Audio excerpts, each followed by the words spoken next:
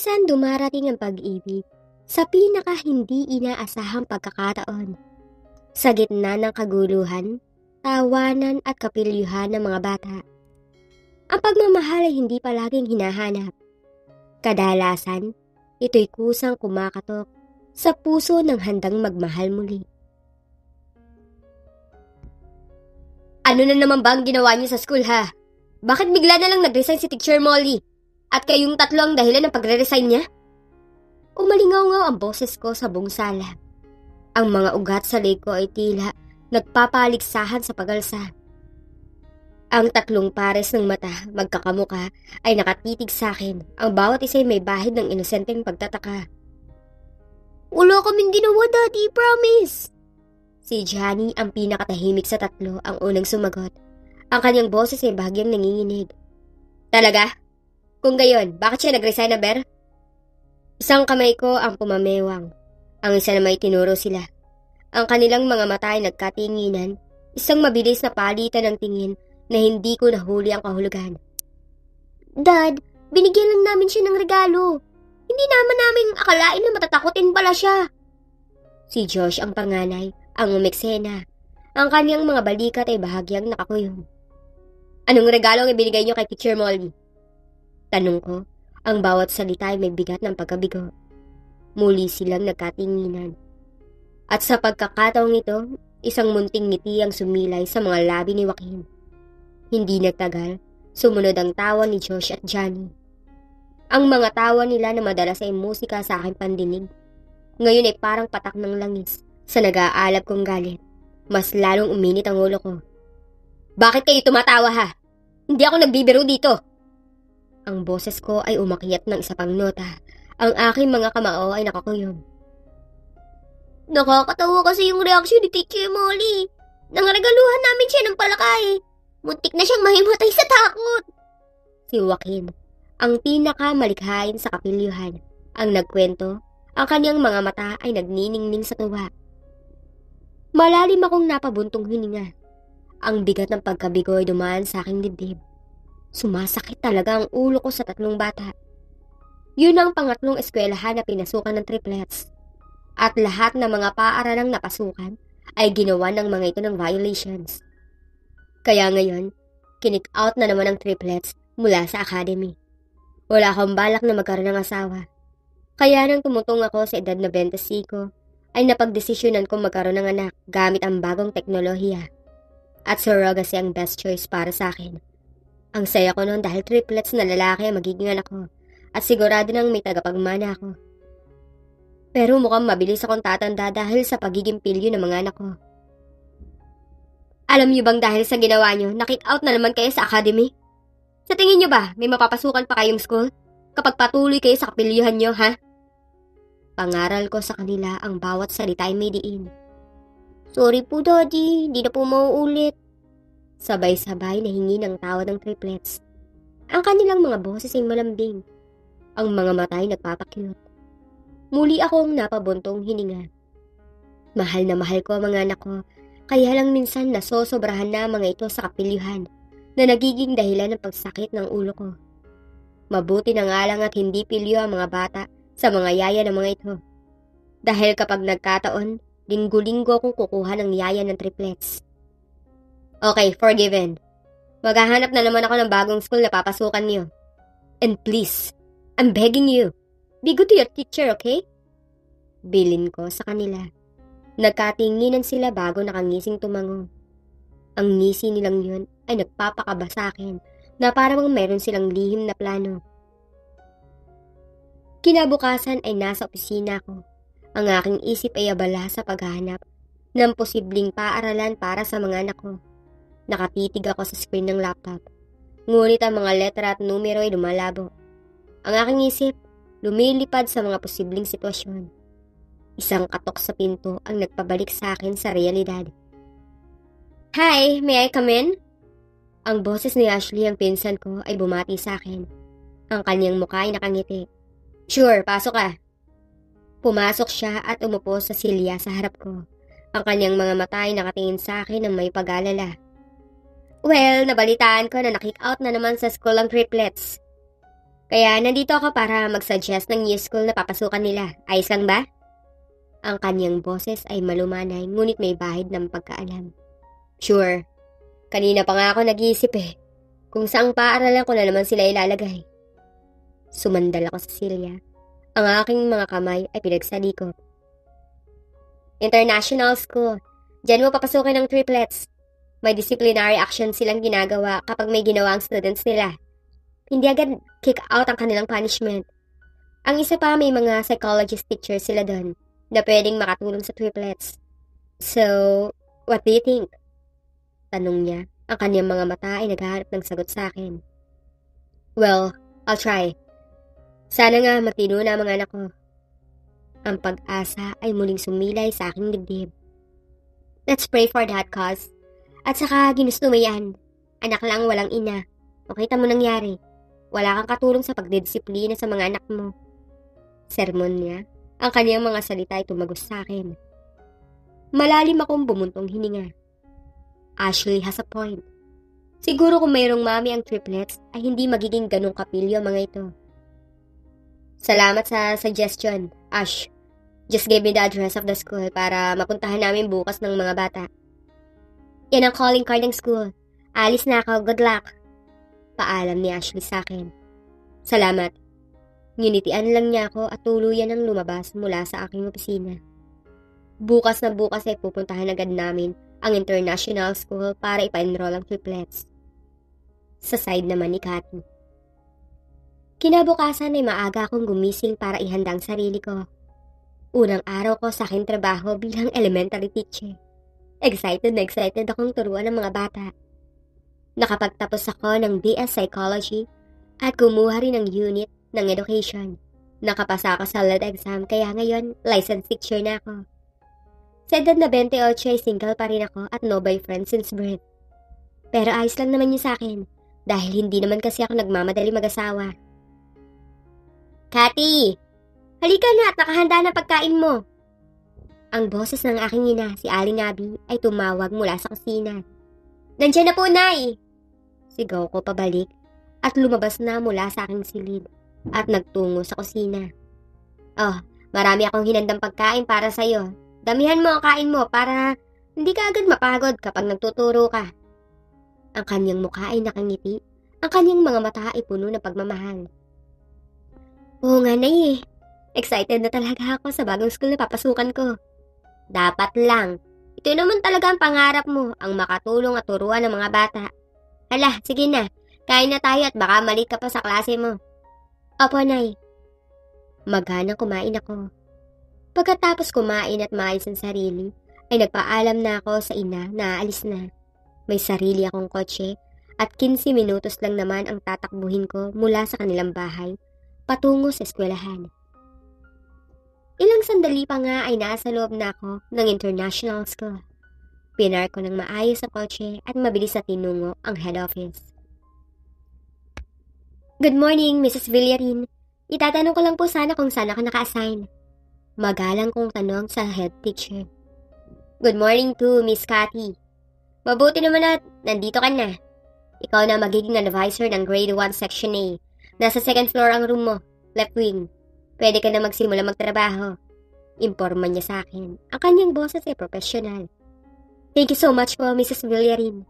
Excited akong nagpunta sa classroom ng advisory class. Mabuti na lang at wala pang estudyante. Maswerte ako dahil 10 bata lang ang aking estudyante. Kakayanin ko to. Atcha, Cathy. Pagpapalakas ko sa aking loob. Isang munting ngiti ang sumilay sa aking labi. Maya-maya pa ay isa-isa nang pumasok ang mga estudyante ko. Good morning, teacher! Sabay-sabay na bati sa akin ng 7 estudyante. Ang kanilang mga boses ay masigla. Good morning, children. Hintayin muna natin ng 3 niyo pang kaklase, okay? Para naman sabay-sabay na tayo magpapakilala. Sabi ko sa kanila, ang aking tinig ay malumanay. Ilang sandali pa ay may pumasok na 3 magkakamukhang bata.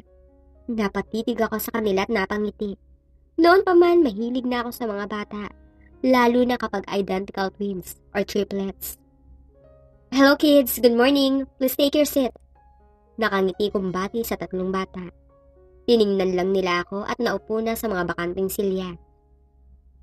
So, dahil kompleto na tayo, magpapakilala na ako sa inyo. I'm your new teacher. My name is Teacher Cathy. Good morning, everyone. Good morning, Teacher Cathy. Good morning, classmates. Good morning, everybody. Sabay-sabay na bati ng aking mga estudyante. You may take your seat, children. And now, you should introduce yourself, okay? Let's start with the first row. Sabi ko. Nagumpisa nang magpakilala ang mga estudyante hanggang sa ang mga triplets na lang ang natira. Tumayo ang nasa left side ng upuan at humakbang sa harap at nagpakilala. Hello, I am Josh Zamora. Nice to meet you all. Pakilala nito, ang kanyang boses ay malinaw. Nagsunura naman ang dalawa sa triplets. Ako naman si Joaquin Zamora. And I'm Johnny Zamora. By the way, we're triplets. Pagkatapos magpakilala ay bumalik na sa upuan ng tatlong bata. Kumunot ang noo ko nang makitang nagpalit-palitan ng upuan ng triplets. Hinayaan ko na lang muna yon at nagsimula ng magturo. Sa loob na rin ng classroom nag-lunch ang mga bata. May mga baon ng mga ito kaya naman hindi na ako lumabas mula sa classroom para bantayan sila. Pagkatapos ng klase kinahaponan ay isa-isa nang sinundo ang mga bata. Hanggang sa ang triplets na lang ang natira. Mabilis akong lumapit sa tatlong bata. Hi, can I ask you something? Nakangiti kong tanong sa kanila. Nagkatinginan muna sila bago tumango sa akin. I know na identical triplets kayo. But I noticed na after niyong magpakilala kaninang umaga, nagpalit kayong tatlo ng upuan. Can you explain to me why you did that? Napansin niyo po pala kami, Teacher Cathy? Tanong ni Joaquin, ang kanyang mga mata ay malaki. Yes, Joaquin, I saw you. So, I need your explanation. Wow, you know that I am Joaquin? Mangha nitong tanong. Mahina ako natawa. Of course, mabilis ko kayo nakilala kahit na ngayon ko palang kayo nakita. I have a good memory. Amazing! But to answer you, Teacher Cathy, ginawa lang namin yun para lituhin ka. But I guess our plan has failed. Paliwanag ni Johnny, ang kanyang boses ay may bahid ng pagkabigo. Nice try, Johnny, pero hindi uubra yan sa akin. Teacher Cathy, pwede ka ba namin bigyan ng regalo bukas? Tanong ni Josh, ang kanyang mga mata ay nag-aalangan. Bakit niyo ako bibigyan ng regalo? Basta po, teacher. Nakita ko ang pilyong ngiti sa triplets habang nakatingin sila sa isa't isa at alam kong may plano sila. You can give me anything for a gift, kids. Great! Sabay-sabay na sagot nila. Ilang sandali pa ay may tumawag na sa triplets. Nang lumingon ako ay agad na nagtama ang tingin namin ng lalaking nakatayo sa tapat ng pinto ng classroom ko. Ang gwapo ng lalaki. Moreno ang kulay ng balat, kaya lalaking lalaki ang dating. Misteryoso ang mga mata nito at pangahan na mas lalong nakakadagdag ng appeal nito. All in all ay gwapong lalaki. Daddy! Malakas na tawag ng triplets sa lalaking bagong dating. Ama pala ito ng triplets. Sayang, taken na pala. May panghinayang na wika ng isip ko. Good afternoon, sir. Bati ko sa lalaki bilang respeto. Good afternoon. So, how's my kids? Barito na ang boses na tanong nito. Bigla na lang sumikdo ang puso ko. They're fine. And they're fast learners, sir. Nakangiti kong sagot dito. Wala ba silang ginawa? I mean, hindi ba sila naging pilyo? They're not. Ang tahimik nga nila. At nagpa-participate na rin kapag tinatawag sila. That's great. Alis na kami, ma'am. Isang mabilis na tango ang ibinigay niya bago lumabas kasama ang mga anak niya. Hindi ko maiwasang mapangiti. Sa loob ng ilang taon, ito ang unang pagkakataon na nakaramdam ako ng ganitong uri ng kuryente sa isang lalaki. Kinabukasan, maaga akong pumasok sa eskwelahan. Naabutan ko ang mga bata na naglalaro sa playground. Ang kanilang mga tawa ay umaalingaw-ngaw sa buong lugar. Ang triplets ay naroon kasama ang iba pa nilang kaklase. Nang makita nila ako, agad silang lumapit. Good morning, Teacher Cathy! Bati nila ng sabay-sabay. Good morning, kids. May regalo ba kayo sa akin? Tanong ko, ang aking mga mata ay nakangiti. Opo, pero sorpresa po. Si Josh, ang panganay, ang sumagot. Ang kanyang mga mata ay nagniningning sa tuwa. Pumasok na kami sa classroom at nagsimula ng klase. Habang nagtuturo ako, napansin ko ang pagbubulungan ng triplets. Alam kong may pinaplano sila, ngunit hinayaan ko lang. Sa totoo lang, na-curious ako sa kung ano ang kanilang sorpresa. Nang mag-lunch break, lumabas ang ibang bata para maglaro. Ngunit ang triplets na natili sa loob. Lumapit sa akin, ang kanilang mga mukha ay seryoso. Teacher Cathy, may regalo po kami sa inyo. Si Joaquin, ang pinakamalikhain ng nagsalita. At sa kanyang likod ay may hawak siyang isang maliit na kahon. Oh, talaga? Ano yan? Tanong ko, ang aking mga mata ay puno ng pagtataka. Binuksan niya ang kahon at sa loob ay may isang maliit na ahas na gawa sa goma. Ang ahas ay kulay berde at may itim na batik. Sa unang tingin, mukha itong totoo. Surprise! Sabay-sabay nilang sabi, ang kanilang mga mukha ay puno ng pag-asa. Napangiti ako, hindi ko maiwasang mapatawa. Wow! Ang ganda ng regalo niyo, kids! Salamat! Kinuha ko ang ahas at pinaglaruan to. Hindi po kayo takot, Teacher Cathy? Tanong ni Johnny, ang kanyang mga mata ay gulat. Bakit naman ako matatakot? Gama lang naman to ah. Pero po, ang ibang teacher namin takot na takot sa ahas. Paliwanag ni Josh. Well, hindi ako katulad ng ibang teachers niyo. Tsaka ang ganda ng ahas na to ah, mukhang totoo. Ang kanilang mga mukha ay nagniningning sa tuwa. Yay! Hindi po kayo natakot! Sigaw ni Joaquin. Pero kids, alam niyo bang hindi magandang biro ang pananakot sa tao? Lalo na kung ang regalo niyo ay makakasakit sa kanila. Pangaral ko, ang aking boses ay malumanay. Sorry po, Teacher Cathy. Sabay-sabay nilang sabi. Okay, forgiven. Basta wag niyo nang uulitin, okay? Opo! Nang matapos ang klase, muling dumating ang ama ng triplets para sunduin sila. Nang magtama ang aming mga mata, isang kuryente muli ang dumaloy sa akin. Good afternoon, sir. Bati ko. Good afternoon, Miss Cathy. So, how's their day? Tanong niya, ang kanyang boses ay malalim. They're fine, sir. And they gave me a gift. Nakangiti kong sabi, at ipinakita ko ang ahas na goma. Ang kanyang mga mata ay lumaki sa gulat. Ahas? Hindi ka natakot? Hindi po, tsaka goma lang naman to ah. I'm really sorry, Miss Cathy. Ganyan talaga ang mga anak ko. Mahilig mangasar. Okay lang po, sir. Nakausap ko na sila at nangako sila na hindi na uulitin pa. That's great. Thank you, Miss Cathy. Sa totoo lang, ikaw pa lang ang teacher na hindi natakot sa regalo nila. Well, I guess I'm different. Ngumiti ako. Mukha nga. Sige na, alis na kami. Sige po, sir. Ingat po kayo. Nang umalis sila, hindi ko maiwasang mapangiti. May kakaiba sa lalaking yun. Isang bagay na humihila sa akin. Ilang linggo ang lumipas at patuloy ang pagiging malapit ko sa triplets. Naging paborito nila akong teacher at madalas silang lumapit sa akin para magkwento ng kanilang mga karanasan. Araw-araw pagkatapos ng klase, ang ama nila ang sumusundo sa kanila. At araw-araw nag-uusap kami ng ilang minuto. Isang araw pagkatapos ng klase, habang nag-uusap kami ng ama ng triplets, na si Kenneth pala ang pangalan, ay bigla siyang nagtanong. Miss Cathy, may boyfriend ka na ba? Ang kanyang tanong ay nagpakaba sa akin. Wala po sir, bakit po? Wala lang, gusto ko lang malaman. Kasi kung wala, pwede ba kitang yayain mag-dinner? Ang kanyang mga mata ay nakatitig sa akin. Ang kanyang boses ay puno ng pag-asa. Naku sir, nakakahiya naman po. Wala namang nakakahiya, Miss Cathy. Kung pumayag ka, ako masaya. Okay, sige po sir. Ngumiti ako, ang aking puso ay bumibilis ng tibok. Great. I will pick you up at 7 p.m. Just give me your address. Ibinigay ko ang address ko at nagpaalam na siya.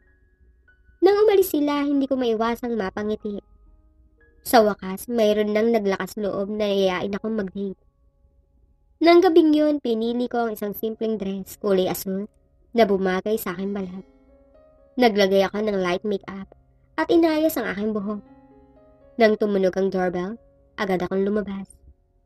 Nandun si Kenneth, nakasuot ng polo shirt at jeans, na mas lalong nagpagwapo sa kanya. Ang kanyang mga mata ay lumaki nang makita ako. "Wow, Miss Cathy, ang ganda mo." Puri niya, ang kanyang boses ay puno ng paghangad. "Salamat po, sir. Ikaw rin po, ang gwapo niyo." "Please, Kenneth na lang. Wala na tayo sa school." Ngumiti siya. "Sige, Kenneth." Nagmaneho kami patungo sa isang Italian restaurant. Habang kumakain, nagkwentuhan kami tungkol sa aming mga buhay. Nalaman ko na isa siyang CEO ng isang malaking kumpanya at ang kanyang buhay ay umiikot sa kanyang mga anak. "So, Cathy, bakit wala ka pang boyfriend?" Tanong niya. Ang kanyang mga mata ay nakatitig sa akin. "Wala lang, siguro hindi pa dumarating ang tamang tao." "Well, sana ako na ang tamang tao." Ang kanyang mga salita ay nagpakilig sa akin. "Kenneth, seryoso ka ba?" "Oo naman, sa totoo lang, simula na makita kita, may kakaiba na ako naramdaman eh. At alam ko na ikaw ang hinahanap ko." Ang kanyang mga salita ay nagpainit sa akin. Hindi ko inaasahan na magiging ganito kabilis ang lahat.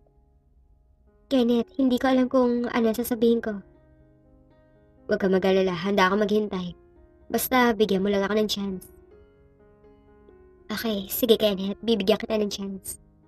Ngumiti ako. Mula noon, madalas na kami lumabas ni Kenneth. Naging mas malapit kami sa isa't isa at mas nakilala namin ang bawat isa.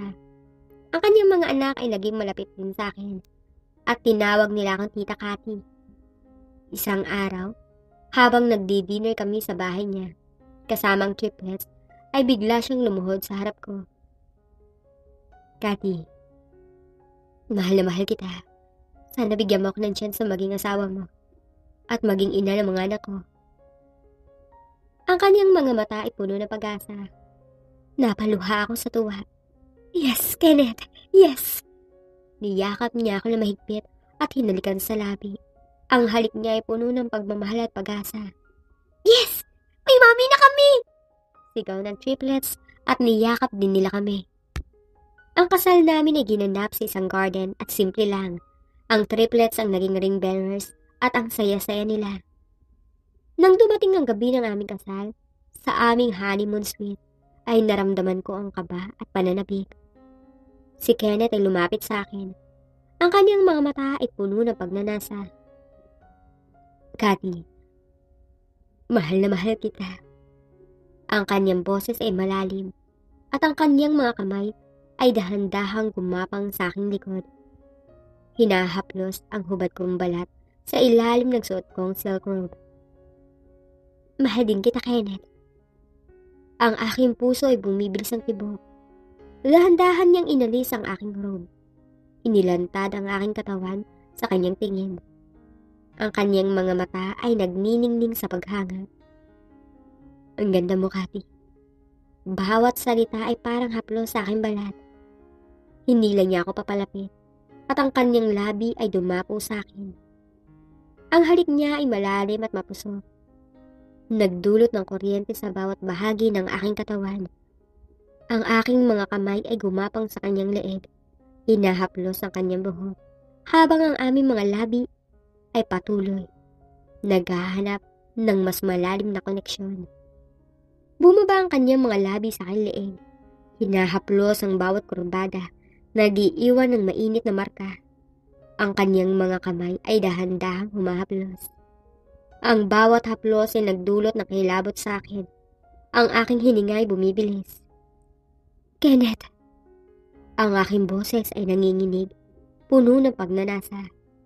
Itinulak niya ako ng bahagya at dahan-dahan niya akong inhiga sa kama. Ang kanyang mga mata ay nakatitig sa akin, puno ng pagmamahal at pagnanasa. "Huwag kang matakot, Cathy. Handa ka maghintay." Ang kanyang boses ay malumanay, ngunit ang kanyang mga mata ay nagpapakita ng matinding pagnanasa. "Hindi ako natatakot, Kenneth. Handa ako." Ngumiti siya at muling dumapo ang kanyang labi sa akin. Ang halik niya ay mas malalim ngayon, mas mapusok, mas agresibo. Naghahanap ng mas malalim na koneksyon. Ang aking mga kamay ay gumapang sa kanyang likod. Hinahaplos ang kanyang matipunong katawan. Bumaba ang kanyang mga labi. Ang aking hininga ay bumibilis. Kenneth! Ang aking boses ay nanginginig. Ang kanyang mga kamay ay humahaplos sa kung saan saang dako. Ang ganda mo, Cathy. Sobrang ganda. Ang kanyang boses ay malalim, puno ng paghanga.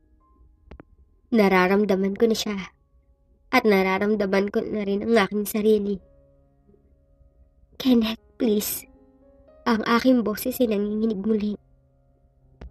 At sa mga oras na yon, ay nagsanib na ang aming mga katawan. At nagsimula ng iparamdam ang pagmamahal namin sa isa't isa. Ang aking mga daliri ay humigpit sa kanya likod. Kenneth, ang aking boses ay muling nanginginig. Huwag ka mag-alala, Cathy, dahan-dahan lang. Ang kanyang boses ay malumanay at ang kanyang mga halik ay dumapo sa aking leeg. Dahan-dahan siyang gumalaw. Ang bawat paggalaw ay mabagal, ngunit puno ng pagnanasa. Ang kanyang ginagawa ay nagdulot ng matinding pakiramdam sa akin. Ang bawat paggalaw, nagdulot ng kakaibang pakiramdam. Maya-maya pa ay bumilis na ang kanyang paggalaw. Mas mabilis, mas mapusok. Ang aking mga hininga ay bumibilis din. Ang aking puso ay bumibilis ang tibok. Nararamdaman ko na ang katapusan. Bumilis pa nang bumilis ang paggalaw niya at hindi nagtagal. Naramdaman ko na may kumalat sa loob ko. Cathy. Ang kanyang boses ay malalim. Niyakap niya ako ng mahigpit at hinalikan sa labi. Ang halik niya ay puno ng pagmamahal at pag-asa. Mahal na mahal kita, Cathy. Ang kanyang boses ay malalim. Mahal din kita, Kenneth. Mula noon naging masaya ang aming buhay. Ang triplets ay nagtino na at naging mas malapit kami sa isa't isa. Ang aking buhay, puno ng pagmamahal at kaligayahan. Alam ko na ito ang simula ng isang bagong kabanata sa aking buhay. Isang kabanata na puno ng pag-ibig, pamilya at kaligayahan. At sa bawat araw, nagpapasalamat ako sa triplets dahil sila ang nagdala kay Kenneth sa buhay ko. Minsan, ang pag-ibig ay hindi dumarating sa magagarbong pagkakataon. Dumadating ito sa gitna ng ingay ng klase, sa mga ngiting inosente at sa pusong handang magmahal muli. Para kay Cathy at Kenneth, ang kapilyuhan ng triplets ang naging tulay upang matagpuan nila ang isa't isa. At sa huli, napatunayan nila na ang tunay na regalo ng puso ay ang pag-ibig na itinuro ng mga bata.